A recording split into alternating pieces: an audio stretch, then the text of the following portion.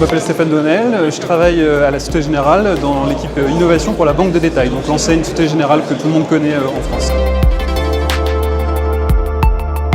Bien, les banques et la Société Générale notamment sont fortement et vont être fortement impactées par cette technologie comme je pense toutes les entreprises,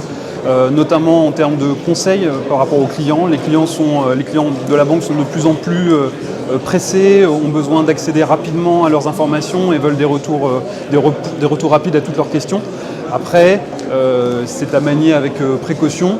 car les clients sont aussi demandeurs d'un conseil de qualité, donc l'intelligence artificielle est très intéressante,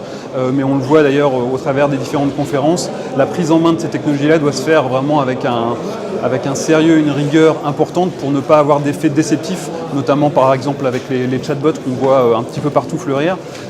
L'effet déceptif peut être très, très important rapidement, donc il faut vraiment travailler de manière très, très importante la construction, les bases de connaissances qu'il y a derrière et avoir des experts métiers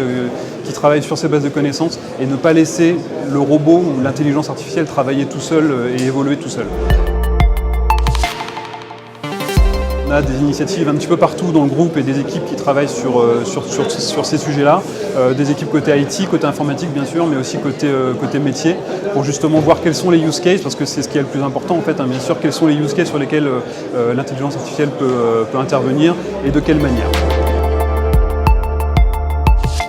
Emmanuel Vignon d'IBM sur Watson, et qui au-delà du produit Watson en lui-même,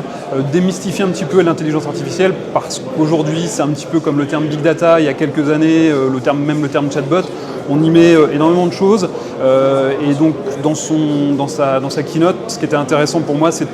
qu'il expliquait que justement, derrière une intelligence artificielle, il y a toujours un être humain, que le robot ne fait pas tout, n'apprend pas tout seul, et qu'il y a un gros travail à construire cette intelligence artificielle-là, et qu'on n'est pas prêt d'avoir ça dépend des secteurs, mais je pense que d'avoir des robots qui prennent des décisions de manière totalement autonome. Il y a toujours une équipe d'experts qui doit être là pour donc, de l'apprentissage supervisé, pour justement guider l'application, le robot, le chatbot,